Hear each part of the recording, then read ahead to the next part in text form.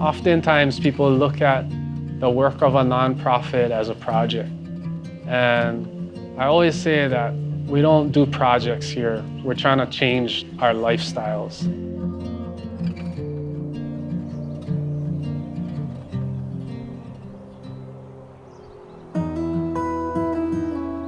Homelessness is a crisis throughout our entire community.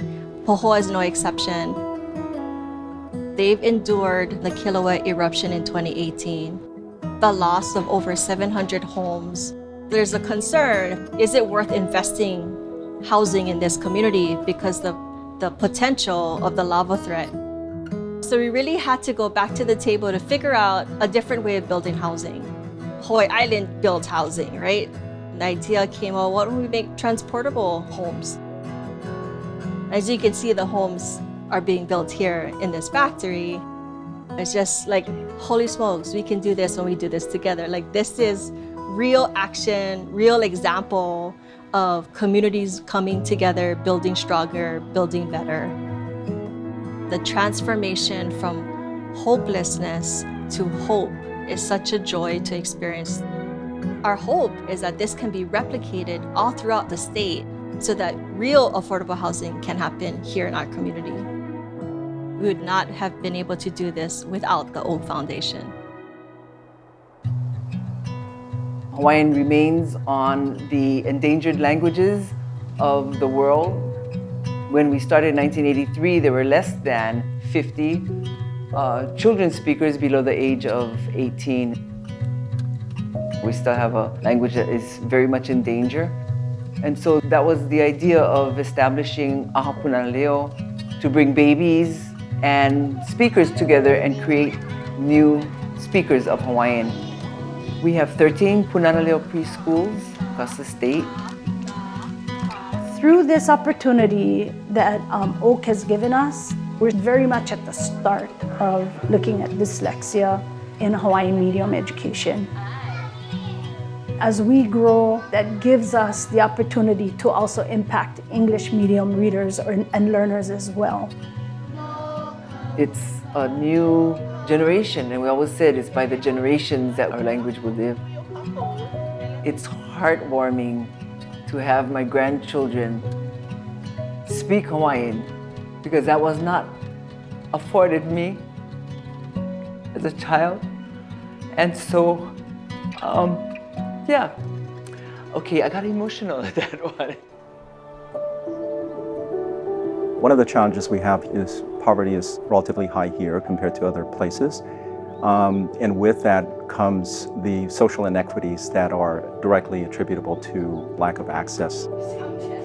Project-based learning is really successful when they can engage with the student and make learning fun. Fish Tank is a program that we established a couple of years back. The intention of the program is to provide students with a problem statement as well as the opportunity to learn a number of skills that are necessary for them to come up with innovative solutions. Our team decided to focus on education and specifically the distance learning problem.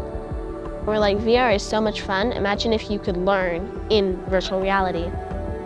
I am so grateful for what Next Tech and Fish Tank has done. It's been so fun. It really gave me like a picture of what an engineering career would look like. Small school, big school, it really doesn't matter. Any student who's interested in STEM should have an opportunity. This is what Oak Foundation does. It gives us the fuel to do this kind of work. We are very much committed in closing the education achievement gap, particularly in Hawaii Island. On average, 48% of Hawaii Island residents are either in poverty or in ALICE, which is highest among all islands. The idea of the 13th year program is to give students who most likely will not choose college a chance to experience college for 1 year. In my senior year, I really wanted to come here so badly that I told my parents that I want to try to come here because I really love cooking. So the Oak Foundation for the last 2.5 years has provided us that capacity to expand. There is really that investment of giving us the capacity to be out in the community and seek those who would not necessarily just come to our door and enroll. There's opportunity, there's chance, and now they have choices. And the Alama project really helped me out so much. There's so many opportunities I never gotten. But now, since I'm here, I'm very grateful. Koholalele is in Ahupua'a here in Hamakua, and my mom was born and raised here. That's where also my grandfather was born and raised and worked his whole life. That really was what instilled in me a sense of aloha for this Aina. Our first Aina Restoration project was at Koholalele. We developed this vision for expanding our cultivation into an additional 80 acres of ulu.